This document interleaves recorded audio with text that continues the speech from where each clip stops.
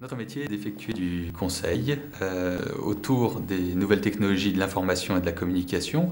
pour permettre aux personnes dépendantes, notamment les personnes âgées, de pouvoir rester à domicile le plus longtemps possible. On va identifier par rapport à un marché, sur le besoin par exemple d'une collectivité, par rapport à quel budget de fonctionnement, on pourrait financer des technologies pour faciliter, pour permettre de mieux accompagner les personnes qui restent chez elles. On essaye de reformaliser derrière pour les entreprises, pour ceux qui fabriquent ces produits, pour leur dire voilà une série de recommandations d'évolution de vos produits,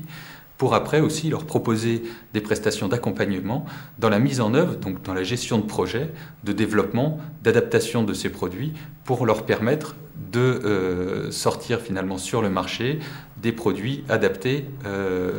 aux besoins réels des personnes. On a en moyenne plus de 10 personnes qui passent par semaine auprès d'une personne âgée dépendante. Nous avons travaillé sur l'élaboration d'une solution innovante de gestion de codes d'accès personnel, garantissant un niveau de sécurité élevé, tout en permettant de lever toute cette situation de crise de façon assez simple, directement sur la porte d'entrée, avec diffusion de codes par SMS, multicanal. On a mis en place des détecteurs de fumée, des détecteurs de gaz, des détecteurs de qualité de l'air. On met des déclencheurs, par exemple, dans les toilettes en cas de chute, dans les toilettes, voire dans la douche, qui permettent d'aller sous l'eau, etc.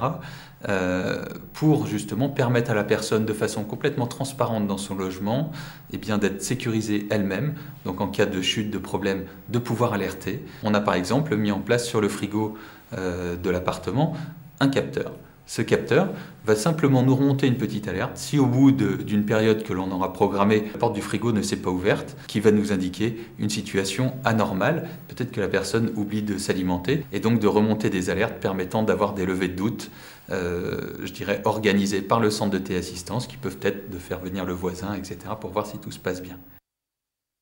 Je pense qu'on est en position de trouver des acteurs qui aujourd'hui développent ce type de produit, qui sont en phase de R&D dessus, que l'on va pouvoir accompagner, que l'on va pouvoir aider dans la mise en œuvre concrète de ces produits pour qu'ils puissent sortir sur le marché dans les années qui viennent. Le sujet du maintien à domicile est un sujet qui ne concerne pas que la région Bretagne, voire la France, mais elle concerne bien évidemment toute